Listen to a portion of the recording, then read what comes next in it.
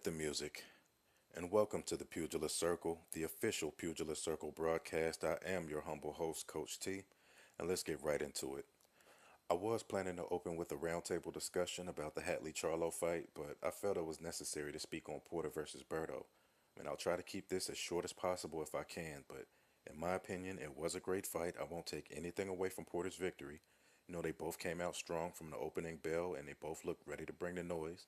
Well, that only lasted about 2 minutes really before Porter turned it into a street fight, as he normally does. But I noticed a few things that happened. First of all, Berto wasn't able to handle the pressure of Porter at all. And second, Porter's offense is actually his defense.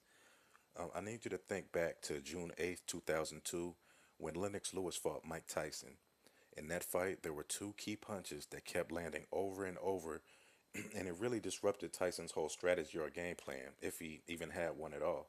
It was a jab followed by a right uppercut. And now I want you to think about the reckless aggression of Shawn Porter and how those two punches, if used correctly by Berto, it could have possibly changed the tempo of the fight. It's just my opinion, so don't jump all over me in the comment section. But how long do you guys feel that Porter can keep coming in with his headbutts and elbows like he's trying to run through a defensive lineman or something, and still have a long, prosperous career? When you look at Errol Spence or even Kell Brook, who he did lose to, shit, I'll even go as far as Keith Thurman to some extent.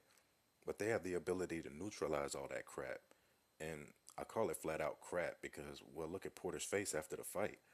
He did all that to himself, but the exception of the first round, how are you hands down winning the fight, barely taking shots, credible, meaningful shots, and you go home looking like Berto beat the shit out of you?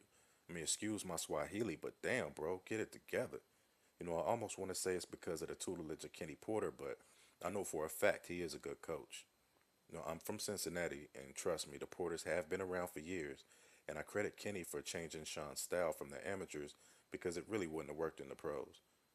Well, I won't say it wouldn't have worked. That's just a little too strong. But let's just say it wouldn't have been as effective, in my honest opinion. And that's just my opinion. Now would be a good time, really, for him to bring in a pure boxing trainer and kind of tweak his style a bit.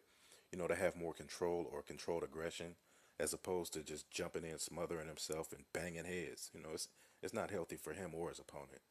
No, I'm not saying that he should get rid of Ken at all, but he has to know that for the sake of the long-term health of his son, this absolutely cannot continue. As far as Berto, he had a great career, and I hope he comes back for a couple payday fights. But after that, it's probably about time to let these hungry lions get busy. A great way to hang in there, even though you did do a lot of looking for the ref to say or do something about all the headbutting. Sometimes you got to foul back to get your opponent's respect. And honestly, it really showed. Shawn didn't respect him at all in the ring and basically just walked all over him, just did whatever he wanted to do. Either way you look at it, it was a great fight from both guys, and I'm glad they both made it out of there with their health, their money, and their bright futures. But let me know what you guys think. Is Porter too reckless for his own good? Should Berto get a couple payday fights and cash out? And who would you like to see either one of them fight next? And this concludes today's broadcast of the Pugilist Circle, the official Pugilist Circle Fight Talk. Remember to like, subscribe, and leave your comments below.